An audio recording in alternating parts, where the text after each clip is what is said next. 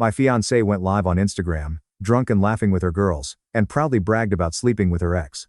He's so clueless, she sneered, not knowing I was watching. I commented, good to know. Wedding's off. Her face went from cocky to cooked. Hey everyone, before we jump into today's video, I need your help. We've noticed the channel is losing some traction, and subscribing is one of the best ways you can support us. It's quick, free, and it helps us keep bringing you awesome content. Your support means the world. Let's keep this channel growing together. Thanks so much. Now, let's start the video. Alright, Reddit. This went down about 6 months ago. My fiancé's friend started a live stream during their girls' night. Stacy, being the genius she is, started flexing about how she was tricking me. I dropped a comment. She freaked. And 40 minutes later, she showed up with her mom yelling. What followed? Complete shit show. Grab your popcorn, boys. I, 34, male, was engaged to Stacy, 27 female. We'd been together for 3 years after meeting through a mutual friend at a bike rally in downtown Austin. I own a motorcycle repair shop that I built from scratch over the last decade. We specialize in classic American bikes and high-end custom builds. I clear about $140,000 a year. My business has a solid reputation. We've got a 6-month waiting list for custom builds and a steady stream of repair work from collectors who won't trust their vintage Harley or Indians to anyone else. Grew up with a wrench in my hand.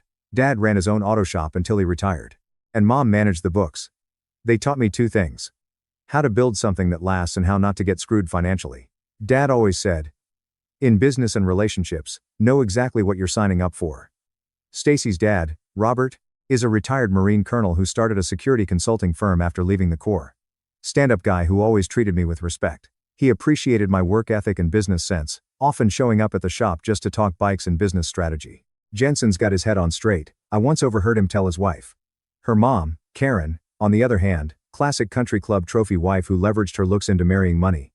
Never worked a day in her life and made sure everyone knew their family was Westlake Hills material. She tolerated me at best, constantly dropping hints about how Stacy's ex-boyfriend Brad was now making real money. Every time I came to dinner, she'd ask me about my little shop, like I was running a lemonade stand.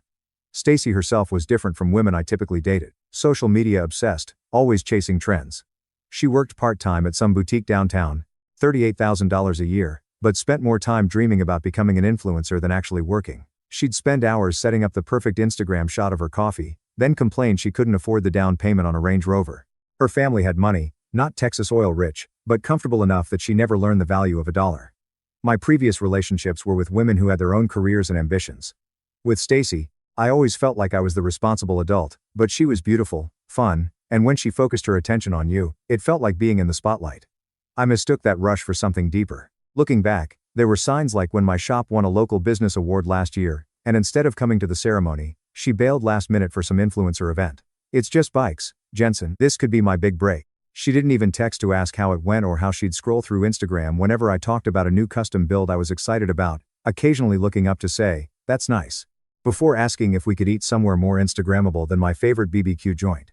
She once suggested I rebrand my shop with a more aesthetic color scheme because black and chrome is so dated. I nearly choked on my drink. Then there was the weekend I spent rebuilding a classic '69 Triumph. 60+ hours of work sourcing rare parts from collectors across 3 states solving mechanical problems that would have made most people quit. When I finished, I asked her to come see it. She walked into the garage, glanced at it for maybe 3 seconds, and said, honestly, they all look the same. I don't know why you waste so much time on this. I brushed it off, but excuse me, waste the same. That comment stuck with me. Or when we were house hunting and I showed her a property with a perfect 3-car garage and workshop, she immediately asked if we could convert it to a content creation studio because that's where the real money is. When I pointed out that my hobby paid our bills, she rolled her eyes and said, for now, but once I hit 100K followers, we'll be on a different level. She was stuck at 3,892 followers for the entire time we dated. The proposal was 10 months ago. Cost me nearly $4,000 plus another $9,000 for the custom ring. I spent weeks planning it, coordinating with the restaurant, making sure everything was perfect. She said yes, cried, and posted about it within 30 seconds. Wedding set for September, venue booked, deposits paid, 175 guests confirmed. By this point, I'd sunk about $22,000 into deposits and prepayments. Stacy had contributed exactly $0. My job is to look beautiful, she'd joke whenever I brought up the costs. I'd been putting in extra hours at the shop to cover it all, taking on high-margin custom jobs and expanding our service department. The business was actually growing because of it, so I didn't mind too much. But the cash reserves I'd built up were definitely taking a hit. Last Friday night was Stacy's girls' night. I was at home working on blueprints for a custom Indian chief build, half watching the Spurs game when I noticed her friend Taylor had gone live on Instagram. The stream was titled Bride Tribe Confessions. Taylor's always been the type who runs her mouth without engaging her brain. She's been Stacy's best friend since UT days, and honestly, I've always found her about as authentic as a $3 Rolex. I clicked on it, expecting some harmless wedding planning. There was Stacy front and center with Taylor and 3 other friends, Jess, Zoe, and my cousin's wife, Amy, who I thought was my friend first. Then Taylor looked at Stacy with this smug expression. So, real talk? How's he really holding up with all this? Is he still doing that annoying thing where he tracks every penny of the wedding budget? Stacy actually snorted. Oh my god. Jensen is such a dumbass. He thinks this whole wedding is just about ticking boxes, budgets, and timelines. He has absolutely no clue about the real stuff, like how you're going to redecorate that man cave of his the minute you get back from the honeymoon. Taylor cackled. Please, Stacy waved her hand dismissively. That garage workshop is the first thing to go. I've already got a contractor lined up to convert it into a proper filming studio and walk-in closet. Jensen can rent space somewhere else if he wants to play with his bikes. I felt my stomach drop. That workshop was my sanctuary. Built with my own hands, wired exactly how I needed it, with specialized equipment and storage systems I designed myself. Zoe chimed in with her perfectly practiced concerned expression. I just worry that you're settling. Mel. You always talked about marrying someone more ambitious, more on your level socially. Honestly, sometimes I think he's more in love with his stupid bikes than me. Stacy slurred slightly. But whatever, he's easy to manage and he's got a good income. So that'll fund the house I want in Westlake Hills and the trips to Europe I've been planning once I've trained him properly. Jess leaned forward with a predatory grin. That's exactly why I told you to lock it down. My aunt married a plumber. Total bore. But he's loaded now with 3 locations. You just smile, nod at their boring shop talk, and enjoy the financial security. He's completely whipped, girl. You've got that man wrapped around your little finger, Taylor said. Remember when he wanted to use some of the wedding budget for that motorcycle charity thing? And you just had to mention how the bridesmaids would be disappointed with cheaper dresses and he folded immediately. That charity was for veterans with PTSD who use motorcycle restoration as therapy. I'd wanted to donate $2,000 and volunteer my time. I'd given in because Stacy made it seem so important to her that the bridesmaids have the perfect dresses. Now I was hearing it was all manipulation. Pretty much, Stacy pined. He's so boring and predictable, so safe. He'd never suspect anything. Thinks I'm just his perfect princess. Speaking of not suspecting anything, Taylor prompted with a sly grin. Stacy giggled, leaning in like she was about to share a state secret. Jensen is so freaking clueless. I met up with Brad 2 weeks ago when Jensen was at that parts expo in Dallas. The girls gasped dramatically, except Amy, who suddenly found her wine glass fascinating. You did not sleep with Brad, Zoe squealed. Stacy's face said it all. Maybe. And maybe it wasn't the first time since Jensen and I got together. Holy girl. Taylor high-fived her. And Jensen has no idea. None. He's too busy to notice anything. Brad's been texting me the whole time I've been with Jensen. It's not serious or anything, but the sex is way better. And Brad actually knows how to have fun. Amy, noticeably uncomfortable, tried changing the subject. The venue is really beautiful, though. Jensen seemed excited about the what a complete idiot. Stacy interrupted, and they all roared with laughter. All except Amy. I didn't feel anger, just clarity, like someone finally turned the lights on in a dark room I'd been stumbling around in for 3 years. Every red flag I'd ignored, every compromise I'd made, every time I'd silenced that voice in my head saying something wasn't right, it all made perfect sense now. I was never her partner. I typed in the live chat under my actual account name. Good to know what you really think. The comments were flying by, but Taylor saw it first. Her eyes widened.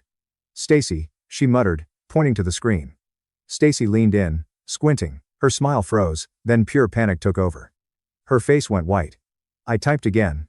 Stacy, since you're sharing with everyone how much of a dumbass I am, let's be clear, the wedding is off. Engagement over. Find someone else's income to fund your Westlake Hills dreams. Brad can pay for it. She fumbled with her phone, trying to end the live stream. Taylor, stop it. End the stream. The last thing I saw before it cut off was her face, pure horror, staring at her friends, who looked equally stunned. Amy looked directly at the camera and mouthed, "I'm sorry," before the screen went black. My phone immediately lit up. Stacy and Taylor, both calling and texting. I put my phone on airplane mode. I took the ring and locked it in my safe. I sat down and made a list of everything I needed to handle. Legal protection, financial separation, securing property, notifying vendors, and dealing with housing. I've always been methodical. And this was no different. No point getting emotional when there's work to be done. 40 minutes later, my doorbell rang. Stacy stood there with mascara running down her face, looking like a raccoon caught in headlights. Her mom, Karen, was right behind her, looking like she was ready to demand a manager. "Jensen, please." Stacy's voice cracked. "It was a joke, just stupid girl talk. We were all just being silly. It didn't mean anything." Karen stepped forward, adjusting her blouse. "Young man, you have humiliated my daughter over some meaningless female bonding. You can't just call off a wedding over something so trivial. Do you have any idea what people will say?" I leaned against the doorframe, arms crossed. "Was it a joke when you called me a dumbass? Was it a joke when you said I was easy to manage? That my only value was funding your lifestyle? Was sleeping with Brad a joke, too? No. I mean, yes, I said those things, but it was Taylor egging me on and the wine and you know I love you and I didn't sleep with Brad. I was just making stuff up to sound cool, right? Because that's what people in committed relationships do. Brag about fictional affairs to impress their friends. I don't think you do, Stacy. And I definitely don't love the person I just saw in that video. This is ridiculous." Karen cut in. "We have deposits paid, a $23,000 venue, guests invited from out of state. You are going to fix this, Jensen. I won't have my daughter humiliated." I laughed, couldn't help it. "Karen, your daughter just publicly announced her plans to use me as her personal ATM and bragged about cheating on me. There's nothing to fix here except the mistake I made proposing to her in the first place." "You don't understand," Karen hissed. "My daughter has a certain position to maintain. Her friends all know about the wedding. How do you think this makes her look?" "Like someone who got caught showing her true colors," I replied. "Not my problem." Stacy started sobbing harder. "My dress cost $6,800. The venue is perfect. My friends all saw. You've ruined everything. You did that yourself. If you want someone to blame, find a mirror." Karen stepped closer, jabbing her finger at me. "If you think Robert will let you walk away from this commitment, you're wrong. He's on his way here now." "Great, can't wait to hear what he thinks about his daughter cheating on me and calling me a dumbass in front of the whole internet." I told them to leave. Karen kept threatening. It didn't concern me. I'd done nothing wrong, and I had video evidence of Stacy's comments and admission of cheating. Eventually, they left, but not before Karen promised this wasn't over. My phone kept lighting up with texts from her friends. Some angry, some explaining what she really meant. I captured screenshots of everything for documentation. When dealing with people like this, evidence is your best defense. I turned my phone back on just to text my best friend Ryan. "Wedding's off. Need a place to crash?" Within 10 minutes, he was at my door with a duffel bag for me and his spare key. "I don't want to be here when she comes back," I told him. "And she will come back." "Damn right she will," Ryan said. "What the hell happened?" I showed him the screen recording I'd made of the live stream. "Jesus Christ, dude. What a snake." He handed me a drink. "Pack you're staying with me until we figure this out." I grabbed my important documents and essential stuff. I made 2 calls that night from Ryan's place. One to my lawyer, Sarah, and one to a locksmith to change all the locks first thing in the morning. I wasn't leaving anything to chance. "Send me the recording," Sarah said after I explained the situation. "I know exactly what we're dealing with here." She wasn't just my business attorney, but had handled her fair share of nasty breakups. She'd helped a buddy of mine when his ex tried to claim part ownership of his construction business despite never contributing a dime. Just as we were about to leave, Robert showed up alone. His expression was grim, his military bearing evident even in civilian clothes. "Jensen," he said, his voice level. "Got a minute?" I nodded, gesturing for Ryan to wait in the car. Robert and I stepped onto the porch. "I saw the video," he said bluntly. "Karen showed it to me, thinking it would make me come down on Stacy's side." He shook his head. "She was wrong. I didn't know what to say to that. I've always respected you, Jensen. You remind me of myself at your age, building something real. Working with your hands. Honest to a fault. I raised Stacy to be better than this." His jaw tightened. "Whatever happens next, I want you to know I don't blame you." He put his hand on my shoulder. "Do what you need to do. I've got my own mess to sort out." As he turned to leave, he paused. "And for what it's worth, I'm sorry. Truly." The next morning, I met with Sarah at her office downtown. She'd already reviewed the video and drafted initial paperwork before I arrived.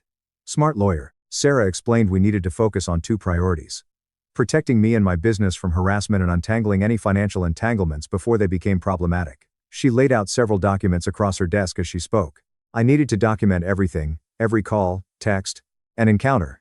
Texas being a one-party consent state meant I could legally record any interactions if Stacy showed up. We'd file for a temporary restraining order based on harassment with the video providing solid grounds. Halfway through my conversation with Sarah, Diego called from the shop. He told me Stacy and her mother were making a scene at my shop. They were yelling at customers and demanding I come out to fix this mess. He'd asked them to leave twice. But Karen was now threatening to call the Better Business Bureau. I told Diego I was on my way, keeping him on speaker so Sarah could hear the situation developing in real time. I asked if she wanted to witness this firsthand. Absolutely, she nodded. This will strengthen our case. When we arrived at my shop, Stacy and Karen were still there, Stacy crying. Karen demanding I come out and take responsibility for destroying her daughter's life. My shop manager, Diego, who's been with me since I opened the place, was standing between them and the workshop area, preventing them from entering the restricted zone with active equipment. Ma'am, I've already told you that Mr. Thompson is not available. This is a place of business. If you don't leave, I'll have to call the police. Don't you dare threaten me, Karen was careening. Do you have any idea who my husband is? Someone who's about to be very embarrassed when the police arrive. Diego replied calmly. I spotted 2 customers watching uncomfortably from the waiting area while another had pulled out his phone and was recording the scene. Great. Just what I needed, a viral video of a domestic dispute. Sarah stepped forward. Miss Parker. Mrs. Parker, I'm Sarah Michaels, Mr. Thompson's attorney. You are currently trespassing on private property and harassing the employees and customers of this establishment. Karen turned, eyes narrowing. He already has a lawyer. Well, that proves he was planning to abandon my daughter. All along. No. Ma'am. Sarah replied evenly. It proves he's responding appropriately to harassment. I strongly suggest you both leave immediately. Any further communication should go through my office. She handed Karen her business card. You can't be serious, Stacy said, looking at me pleadingly. Jensen, tell her we don't need lawyers. We can work this out. The time for working things out was before you publicly humiliated me and admitted to cheating, I said quietly. Please leave my shop now. You heard him, Diego added. And just so we're clear, I've already called the police. They should be here any minute. That got their attention. Karen grabbed Stacy's arm. Come on. We're not done with this. But we're not doing it here. Diego, who'd been with me since I opened the place, just shook his head afterward. Boss. I've seen guys drop their bikes at 80 miles per hour and walk away with less damage than what you just dodged. That incident sealed it for me. I wasn't going to wait for this to escalate. I'd already sent Sarah the complete recording of the live stream, plus videos of Stacy and Karen's shop meltdown, courtesy of my security cameras. This is textbook harassment, Sarah said during our meeting that afternoon. Given what I'm seeing, we need to move straight to legal protection. Let's file for a restraining order immediately. I nodded. Do it. I know how these things go. She's not going to back off peacefully. Sarah was already typing notes. Smart move. I'll file the paperwork today. Back at the shop, I gathered my 5 employees for a quick meeting. Some of you saw what happened earlier. Stacy and I are no longer together. She might cause problems. If they show up here, do not engage. Call me and call the police. Diego nodded. Already briefed the guys while you were gone. We've got your back. I spent the rest of the afternoon doing damage control with clients who had witnessed the scene, giving them discounts on labor, offering priority scheduling, anything to counter the negative impression. Most were understanding. A few even shared their own horror stories about bad breakups. Ryan went with me back to my house to grab more of my stuff while the restraining order was being processed. Stacy had let herself in with the spare key I forgot she had and was waiting there. Ryan stood guard while I packed clothes, important documents, and my vintage Harley parts collection that she'd already told her friends she was planning to trash. You realize this is breaking and entering, right? I said calmly, grabbing my laptop. I have security cameras. This is all being recorded. It's not breaking in when I have a key, she shouted. You can't just end things over a stupid video. Watch me, I said, zipping up my duffel bag. The locksmith arrived as we were leaving. I made sure he changed every single lock while I watched. I also had him install a smart doorbell camera, the kind that records motion and sends alerts to my phone. Cost me $842, but worth every penny for the peace of mind. Back at Ryan's, I went into full financial protection mode. I canceled every shared account, removed her as an authorized user from my credit cards, changed all my passwords, and set up fraud alerts on my accounts. I knew enough about breakups to know that money is often the first target. I also started calling vendors to cancel wedding arrangements. Most had non-refundable deposits, but a few were willing to work with me given the circumstances. The venue manager was understanding, especially after I showed him the video. They ended up refunding 60% of the deposit as a special circumstance. The temporary restraining order was granted in record time just 48 hours after filing. Sarah had highlighted the public humiliation, the unauthorized entry to my home, the scene at my business, and the constant calls from Stacy as evidence of harassment. The judge agreed that her behavior warranted immediate protection. When Stacy was served with the papers, she exploded, calling me from a new number. A restraining order? Are you kidding me? I'm your fiancé, ex-fiancé, I corrected her, and you're violating the restraining order by calling me. I hung up and forwarded the call log and voicemail to Sarah. Every interaction was evidence for the permanent order hearing scheduled the following week. I was surprised when Robert called me that evening. Jensen, I hear my daughter was served with legal papers today. That's right, I said, bracing for whatever came next. Good, he said flatly. Maybe it'll finally sink in that actions have consequences. You're not mad? I asked. Son, I'm furious, but not at you. I've spent 25 years trying to build character in that girl. And her mother spent the same amount of time undermining it. Karen is at the house right now telling Stacy how to fight this injustice. I'm calling you from my truck in the driveway because I can't stand to be in there right now. I'm sorry you're caught in the middle of this. I said. Don't be, this has been a long time coming. Look, I wanted to warn you. Karen was telling Stacy they needed to fight fire with fire. Whatever that means, it won't be good. Thanks for the heads up, I replied.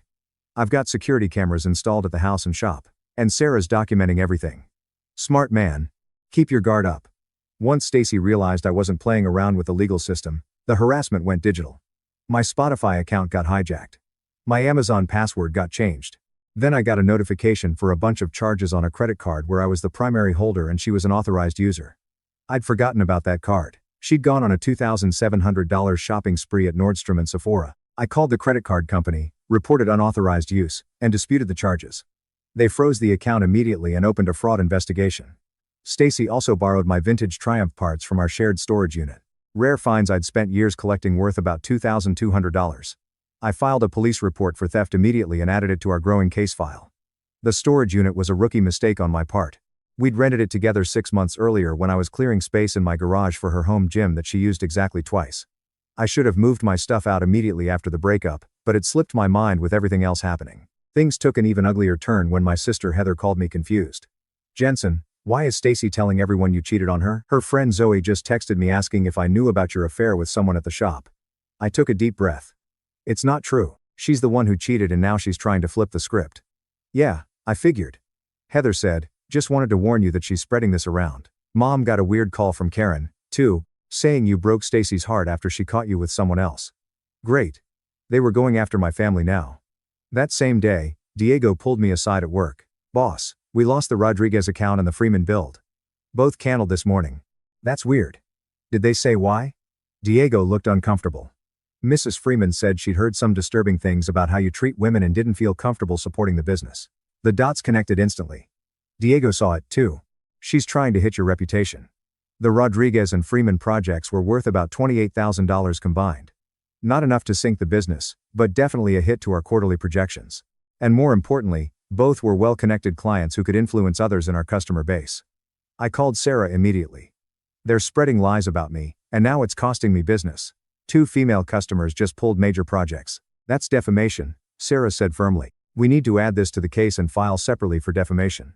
Do you have any evidence connecting Stacy or her friends to these claims? Working on it. I said, remember my cousin's wife, Amy, who'd been at the live ream. I contacted her. The guilt was eating at her, and she was ready to help. They have a group chat where they're coordinating everything, she admitted. I can send you screenshots. Amy had been friends with Stacy since college, but was married to my cousin Jake. She'd been caught in the middle and clearly felt bad about what was happening. The screenshots were damning. Taylor had created a burner email account and was sending messages to my clients claiming I had gambling debts, cheated on Stacy, and was unstable and dangerous. In one message, she specifically mentioned targeting female customers to hit him where it hurts, his precious business. Stacy was actively encouraging this, writing, he thinks he can just walk away and be fine. Let's see how he feels when his reputation is in the trash. There were detailed instructions on which clients to target first, women-owned businesses and female customers who had recently brought in expensive bikes for service. They had clearly gone through my shop's social media to identify customers. I forwarded everything to Sarah. The temporary restraining order already prohibits this kind of behavior, so they're accumulating violations. This would make the permanent order a slam dunk and give us grounds to go after damages for my business losses. Then my phone rang. It was Robert Jensen. I've been hearing some concerning things. I filled him in on the defamation situation. There was a long pause on the other end of the line. Send me everything you have, he finally said. This ends now.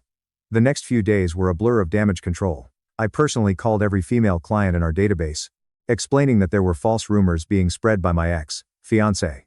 Most were understanding, a few were skeptical. But at least I'd gotten ahead of the story. Diego came up with the idea of hosting a customer appreciation day at the shop.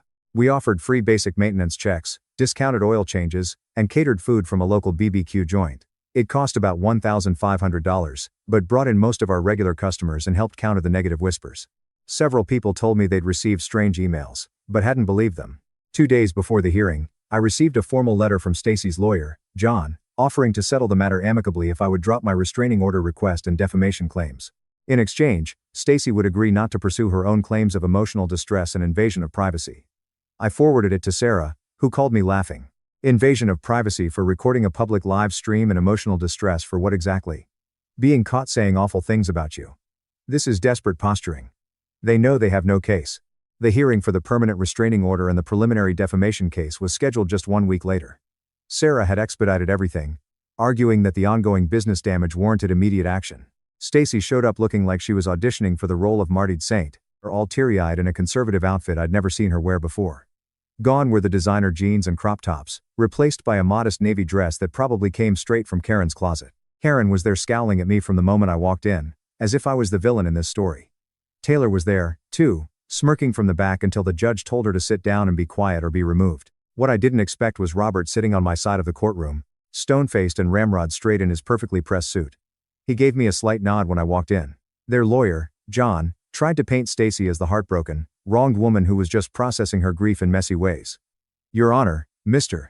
Thompson unilaterally ended a 3-year relationship over one unfortunate conversation.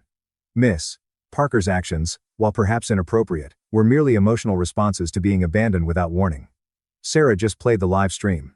Then she presented the security footage from my shop, the documentation of the unauthorized credit card charges, and Amy's sworn testimony about the defamation campaign. The screenshots from the group chat were particularly damning. When the judge saw Taylor's message about making sure all his female customers know what a creep he is, his expression hardened. Your Honor, Sarah continued, my client took immediate legal action rather than retaliating.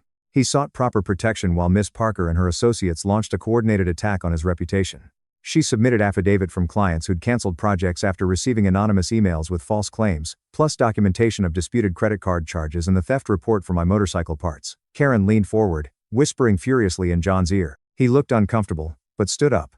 Your Honor, we'd like to introduce a character witness for Miss Parker. Her father is present and would like to speak on her behalf. The judge nodded.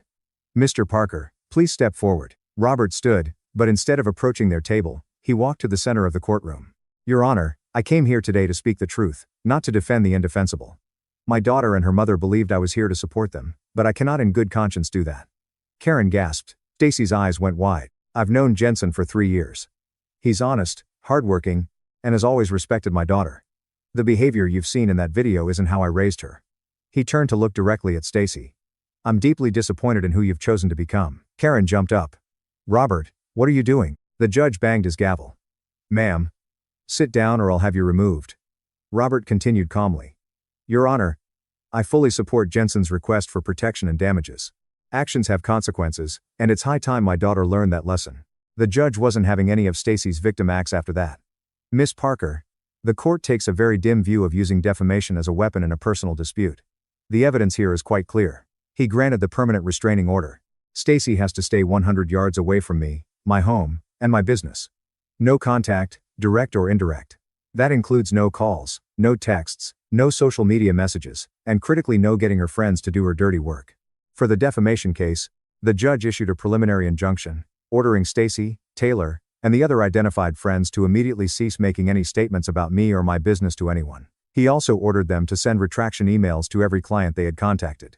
Counselor, the judge replied coldly. Your client has shown a pattern of harassment, made unauthorized charges, trespassed, disturbed his business, and coordinated defamation.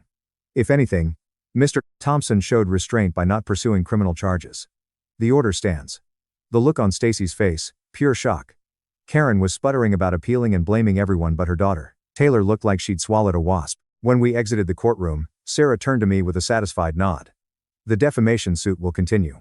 We'll be seeking damages for the lost business and punitive damages for the malicious nature of their actions. I'd expect they'll be eager to settle. Robert approached me in the hallway. I shook his hand and thanked him. As we walked out of the courthouse, I mentally calculated my losses so far. The $18,000 non-refundable wedding deposits, the $9,000 ring, which I still had but would likely sell at a loss, $2,700 in fraudulent credit card charges that were still being disputed, $2,200 in stolen parts, and around $28,000 in lost business from the canceled projects, roughly $60,000 total. That didn't include the new locks and security cameras, the legal fees so far, and the incalculable damage to my personal and professional reputation. All in all, this relationship had cost me nearly $70,000. But I thought how this could have been so much worse if I married her. Thank God dodged a nuke, not a bullet. Sarah was right. 3 days later, John called her offering to settle the defamation case for $15,000 in business damages, plus my legal fees. In return, they wanted me to sign an NDA about the live stream. Tell them I'll take the money, but no NDA, I told Sarah. That video is my insurance policy. John came back with a counter. $20,000 plus fees with a limited NDA that only prevented me from posting the video online. I accepted. The final settlement document was signed a week later. It's been 6 months now, and the aftermath, pure karma all around. The restraining order and defamation judgment are now public records. The dream wedding savings are gone, eaten up by lawyers, settlements, and lost deposits. Robert filed for divorce from Karen 2 days after the court hearing. 27 years of marriage over in a heartbeat. Word is he was done with her enabling Stacy's worst behaviors and made the final decision after seeing the coordinated defamation campaign Karen helped orchestrate. He also cut Stacy off financially. She had to move in with Karen, who's struggling with the divorce proceedings herself. Robert's security firm was worth a lot of money, and Karen signed a prenup back in the day that severely limited what she could claim. I heard through the Austin grapevine that Robert sold their West Lake Hills house and bought a ranch outside of Fredericksburg. Taylor lost her marketing job after her boss, who happens to be an avid motorcyclist and occasional customer at my shop, saw evidence of her campaign against me, including using company time to send those defamatory emails. Turns out, interfering with someone's business is frowned upon by employers who value professional integrity. I moved into a new place across town. It has a better garage setup, more space for my tools and projects with proper ventilation for painting and mechanical work. Business has been booming since everything went down. Hired 2 mechanics and expanded our fabrication department. We're booked solid for 8 months. Now turning away basic service to focus on higher margin custom builds. Diego, who had my back throughout, is now my business partner with a 15% stake. His investment has accelerated our expansion plans. 2 months ago, Robert stopped by the shop. He handed me a bottle of bourbon and a set of rare Harley cylinder heads I'd been hunting for. Thought you could use these for that 48-pan head you mentioned, he said. And figured we could share a drink. No reason 2 good men can't stay friends. I accepted both. We still meet up every other week for drinks and bike talk. Some connections are worth keeping. Thank you so much for watching until the end. If you really like our videos, please don't forget to like, share, and subscribe. Have a great day.